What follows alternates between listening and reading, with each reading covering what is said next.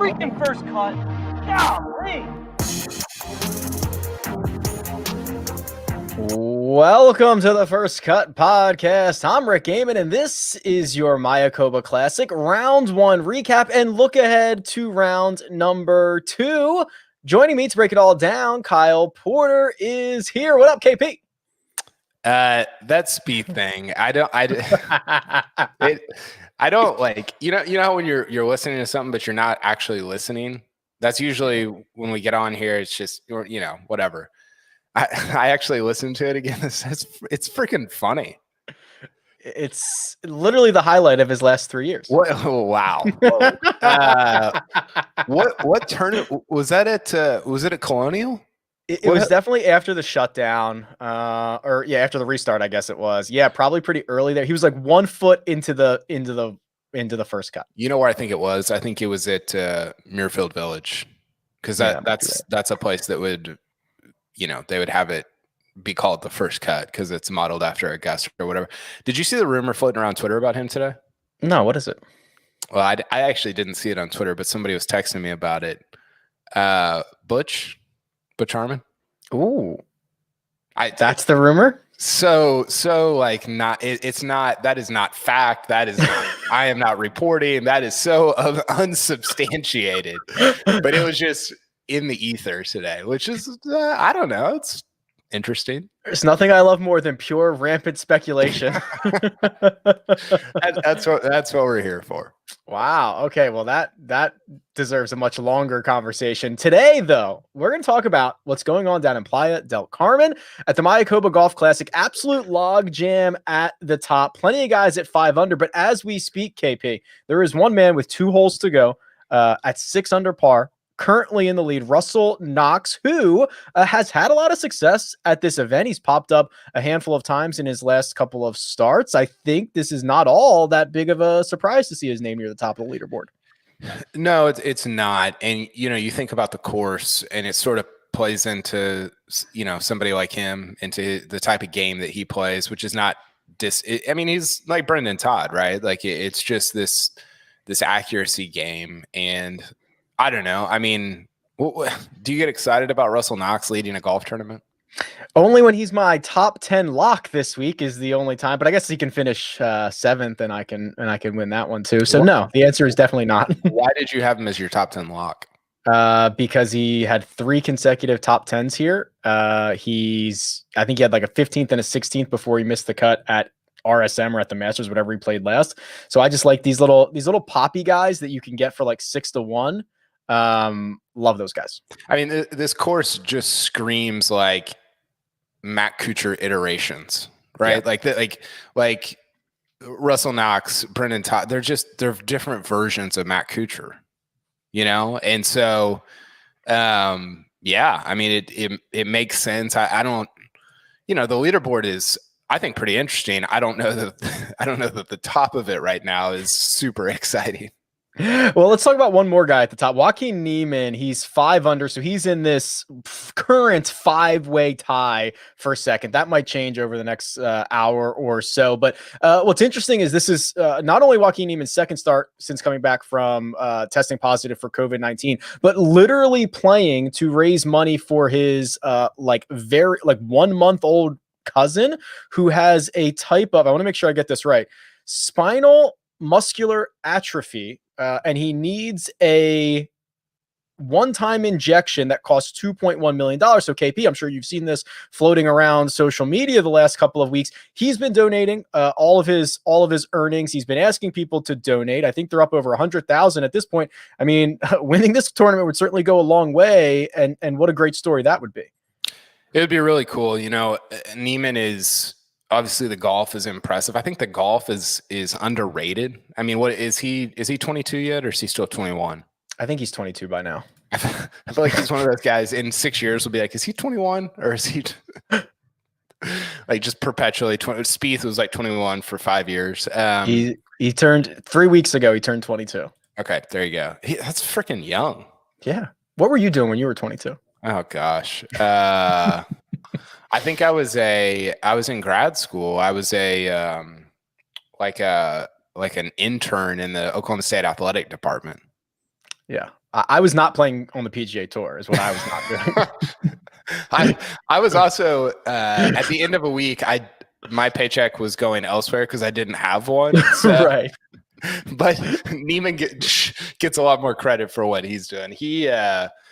I really like him. I think that obviously he's a great player, but I think there's a maturity that comes with being out in the PGA Tour when you're that young that it's just different. Like you just grow up really quickly, and you see guys that I think anytime you're out on the PGA Tour for that long, you grow up. But some guys it takes longer because they're in college for a long time. He's a PGA Tour when he's 19.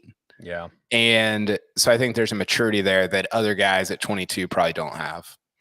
There are a couple other larger names lurking before we get to some of the bigger names in this field. Victor Hovland's 4 under par 67. Tony Finau right there with them. Defending champion Brendan Todd all sitting in the clubhouse with a Thursday 67. 2 guys, first of all, trying to break the Puerto Rico Open curse, and then your defending champion KP. Pretty good names. Wow, look at this. Producer Jacob giving us a board, a live board. This is sick. I think first of all, since I got my Swingin' Pete hat on, should we talk about the order of Oklahoma State guys in this field right now? Oh, go for it. Yeah. It goes, I don't have it pulled up. It goes it goes Hovland, obviously first. And then I think Eckroat is second, the amateur. Or no, Hunter Mahan's second. And then Eckroat, and then Fowler, and then I don't know who, Charles Howe's in there somewhere as well. But I think the most intriguing guy on here, God, there's a lot of intriguing guys on here. I think it's Ortiz, man. I think him winning twice in a month and also winning in Mexico. Yes. I think that's fascinating. I think that's a super interesting story to follow. He said the 2 most important tournaments on his schedule are the WGC Mexico and this event. That was his quote, which obviously goes to show how important this is to him. And then also not only twice in a month, Kyle, back-to-back starts. It would be winning. He has not played since he won in Houston, which would be incredible. Because he didn't get into the Masters because that's the 2021. I'm sorry if you can hear that noise, by the way. I've got a carpenter literally grinding some stuff out there. I love it. Yeah. So, but look at all the names up there. Akshay. You mentioned we joke about it, but the Puerto Rico Open deal with Hovland and Finau. Finau, I saw the kind of the end of his round. Seems like he wasn't hitting it that great, but he still put a round. He's got to win a tournament. Just win a tournament. I feel. I don't know. I really like him, so I'm not going to get on here and be like, oh, Finau sucks. But I need him to win a golf tournament. And if it's Mayakoba, what's going to happen is people are going to be like, oh, he only wins, Yep. But this is like a legit. This is real because JT's there, Brooks is there, all these guys are there. So this, at least in my mind, would be okay. This is like a real, like legit second win, and hopefully we're off to the races a little bit. Yeah, that'd be awesome. A couple of big names. So Rickie Fowler, trying to figure out what's going on with the game, shot a 1 under 70 with a quad on the card. I think he made 8 birdies today. It's unbelievable how all over the place this guy is. I don't understand how you shoot 70 with a quad. Yeah, 8 birdies. You look like the Bryson gif right now. Yeah, that's what I got. It's I almost got to 10. Yeah, it's 8. So he doubles 3, he quads 12, he bogeys 14, and he makes 8 other birdies along the way. It's pretty crazy. Do you feel like that's emblematic of who he is as a golfer? I think it's a microcosm of what his whole year has been, which is he hasn't been able to put it together for like 2 or 3 rounds at a time. This was like him just not being able to put it together or for even holes at a time. Although I do think he is, I don't know. Do you think he's like a volatile type? Like we talk about Phil being all the time, like Phil's, notoriously very aggressive and he takes some lines that he probably shouldn't, and it leads to numbers that he probably shouldn't make. I don't know if I have that same opinion of Rickie Fowler. So I think Rickie's weird because I don't view him as a volatile player overall, but I think within rounds he can be. I remember a couple of years ago, Where was it? I think it was Oakmont. It might have been the 17 PGA that JT went on to win.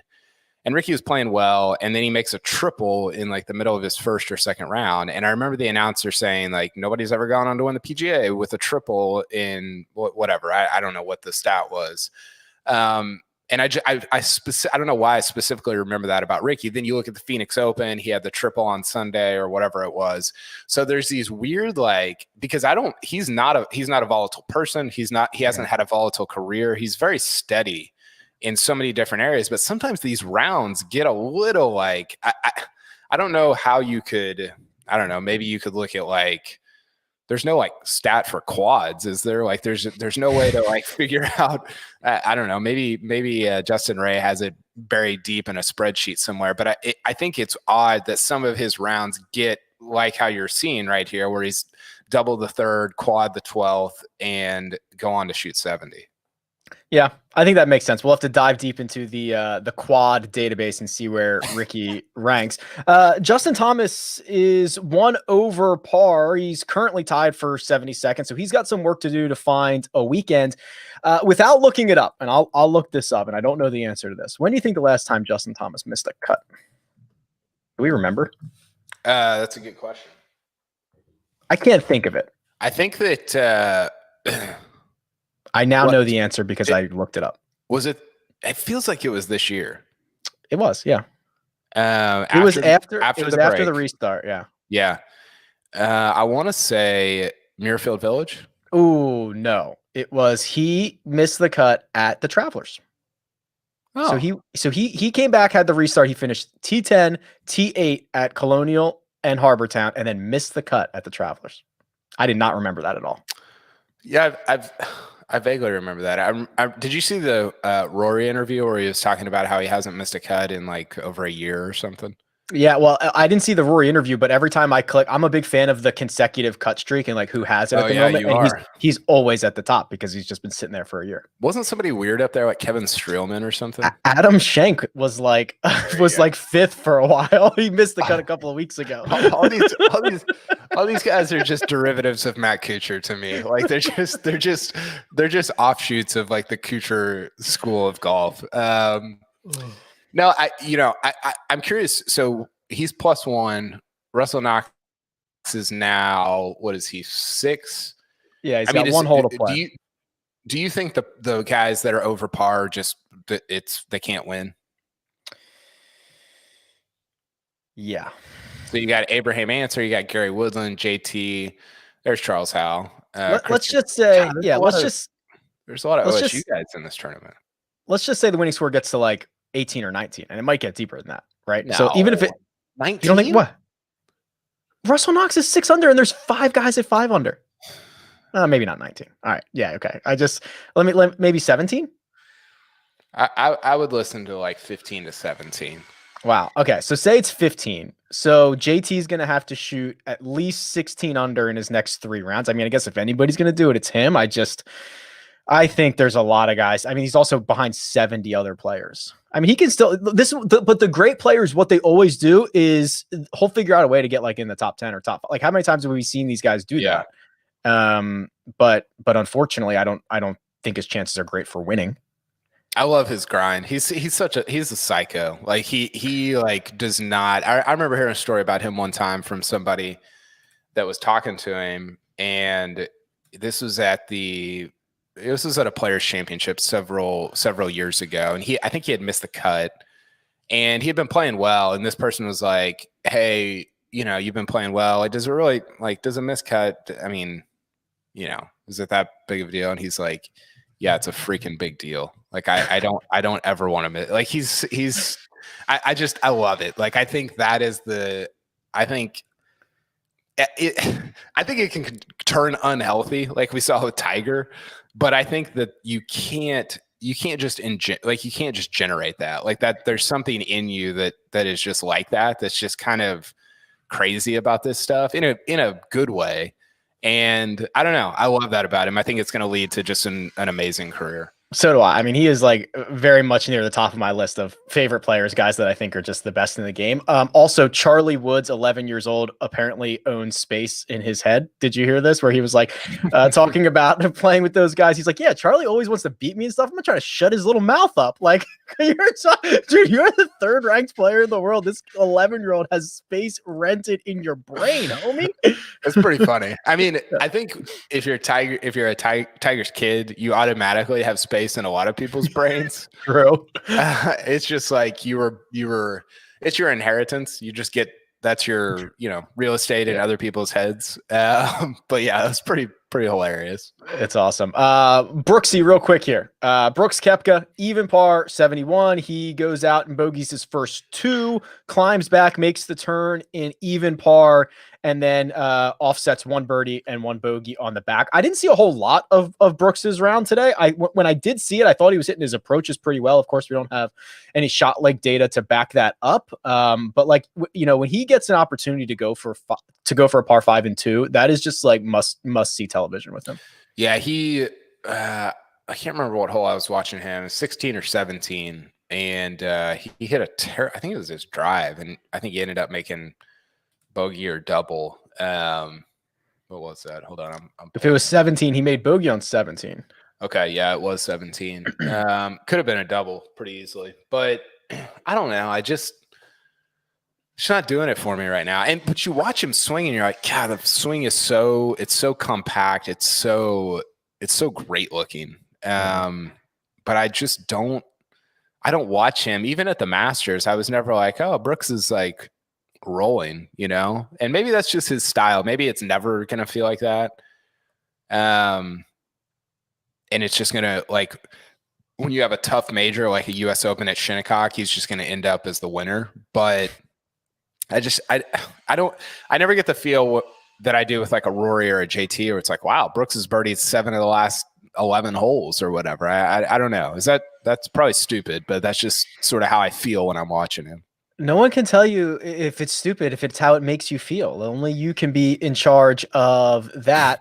Okay, let's look ahead to the rest of the way. The odds here are ever changing, obviously, as this round wraps. But from what I'm looking at right now, co-favorites, Tony Finau, 2 shots back of Russell Knox, and Russell Knox are both 10-1, which is pretty interesting. Victor Hovland, Joaquin Niemann, 12-1, Carlos Ortiz, Brendan Todd, 16-1. Any of these names doing it for you, KP? First of all, producer Jacob, this is amazing. It's top notch. This is. Can you jump on, producer Jacob? Hold on. What's up, everybody? This is you're the GOAT. This is so good. Come get your camera shine, producer Jacob. You deserve it. It's what we do around here. The grind never stops. And if you like this, if you like wagering, we might have a little more for you coming up. That's a little wow. From He teases stuff. This is we don't deserve you. We got another project in the works coming up. So this ain't no hobby for producer Jacob. He knows what he's doing. The audio portion for the people listening in the audio form. Okay, so I think I like Niemann here at 12. Yeah, it's not bad actually. He's one back. Yeah, he's more accurate than Hovland, right? Yeah, I think so. I think so too. That's without looking at any deep dive on the data. Brendan Todd, what is Todd, 16? Yeah, he's 2 back. He's in the 4 unders. That's intriguing. I can't believe Finau's how is Finau the co-favorite here? He's like 1 back, isn't he? He's 2 back, and he's 0 for his last 4 years. However many tournaments that is. That's true. Did you see he's like the 15th? He's been the 15th ranked player in the world for the last 4 years. Yeah, that's crazy. Did you see what Brooks said about being ranked 12 in the world? He said it's I don't know exactly what he said. He's like, it's terrible or something like that. How many guys, as like the other million golfers in the world, are like, I'd love to be the number 12 player in the world? It's kind of an affront. It's kind of like, okay, it's kind of condescending to like everybody else in the world. Although I was glad that he kind of walked his DJ stuff back and gave him props for what he did. Yeah, what else does DJ have to do to get his props, man? The guy's been on a hell of a run. I so like yeah, the 12. I like the 12 guys here. Yeah. Jocko and Victor, I think Yeah. are the ones I would target there. Love it. Love it. Okay. That'll do it. Round 1 recap, round 2 preview for Mayakoba Golf Classic. Thank you to Kyle Porter. You can follow on Twitter at Kyle Porter CBS. Producer Jacob behind the glass coming up big today. Shouts to producer Jacob. You can find me at Rick Run Good, and we'll be back after every single round this week. This has been The First Cut. Catch you next time.